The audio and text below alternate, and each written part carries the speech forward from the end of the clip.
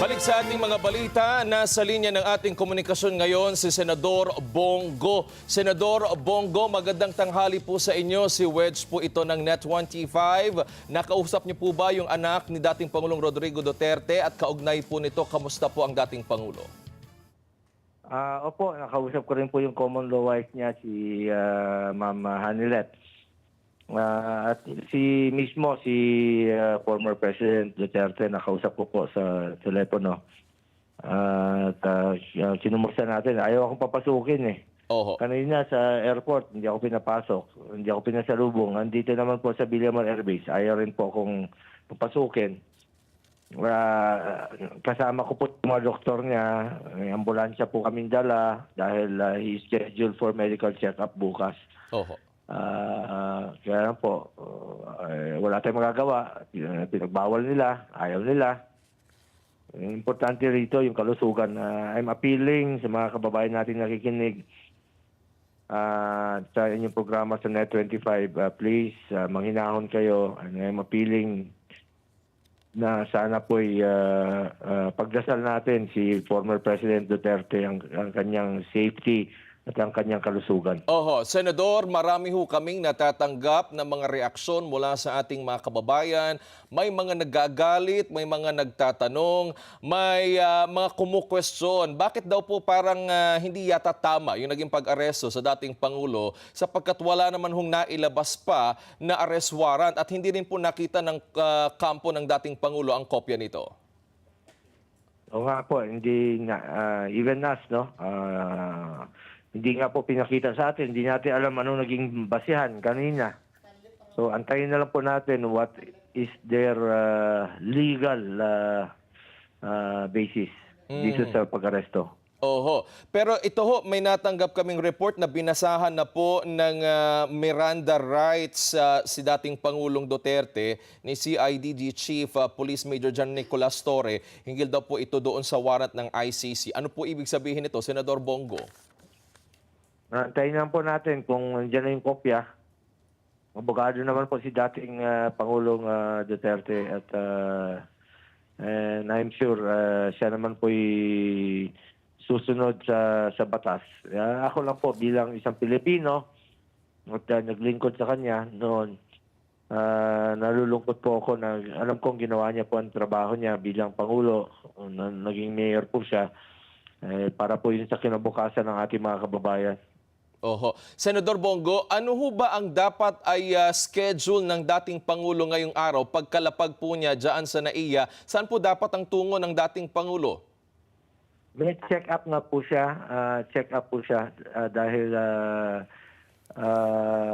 bukas po meron siyang medical procedure at na-divulge lang po kung anong gagawin.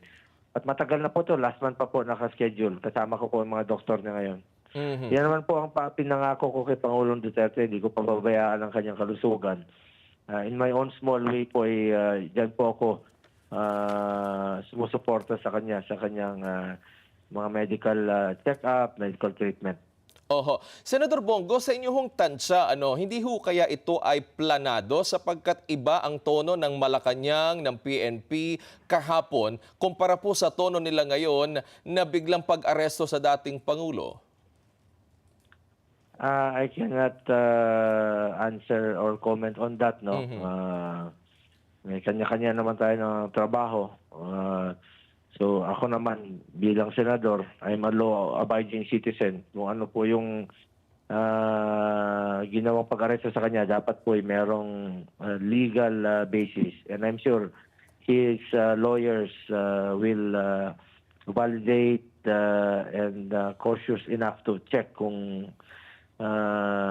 tama ba, may basihan ba ang pag-aresto sa kanya. Oho. Senador, hindi ho ba nagpasya ang dating Pangulo na manatili na lang muna sa ibang bansa para ho sa kanyang kaligtasan sapagkat may mga umuugong na ho talaga na paghuli sa kanya pagbalik niya ng Pilipinas? Alam na po niya yon, alam na po niya. But knowing the former president, talagang desidido po siyang umuwi at harapin Mhm. Nagpahayag po ang dating Pangulo na handa naman siyang mamatay, hindi siya takot. Kahit pa arestuhin siya at patayin siya, hindi raw po siya takot. Dating Senador Bongo, ano po ang inyong reaksyon dito? Ay knowing him, pwede niyang ibig ko sabihin ay he will sacrifice everything for the country. Meron na ho bang reaksyon si Vice President Sara Duterte at siya po ba ay magtutungo kung nasaan ngayon ang dating Pangulo? Hindi ko po, I cannot comment on that. Hindi ko po alam. Mhm. Senador Bongo, may mga komentaryo ho yung ating mga kababayan na ito hong ating Pangulo ay parang wala daw pong utang na loob ang nakasalukuyang administrasyon sapagkat ang dating Pangulo ang nagpalibing doon po sa kanilang ama na dati ring Pangulo at naging katuwang din po ng kasama ng Vice President Sara Duterte sa eleksyon. Ano po ang reaksyon ninyo dito bilang bahagi po ng mayorya ng Senado? Nalulungkot po ako for the former president. I am for peace ever since gusto ko po ng peace and unity para sa ating bayan dahil ang pagsasuffer at mahirapan po pag hindi nagkakasundo ang ating mga leader ay ang taong bayan po, no?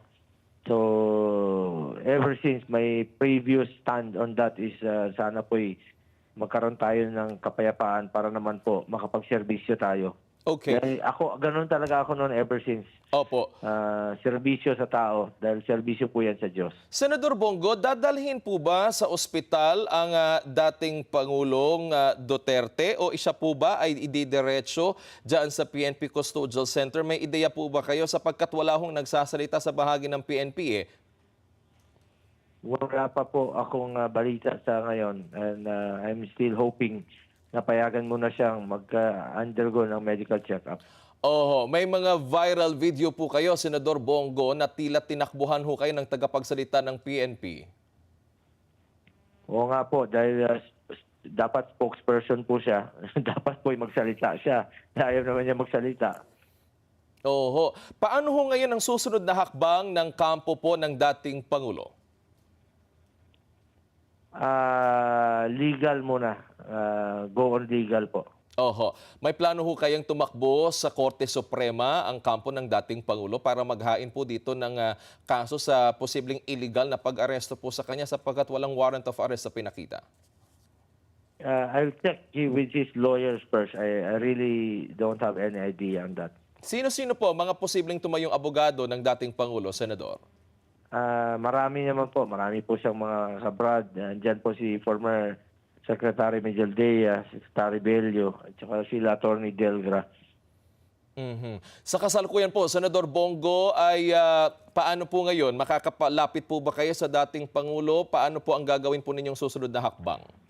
Actually, sabi ko, unahin na lang yung doktor. Kung ayaw nila akong papasukin, unahin na lang muna yung doktor.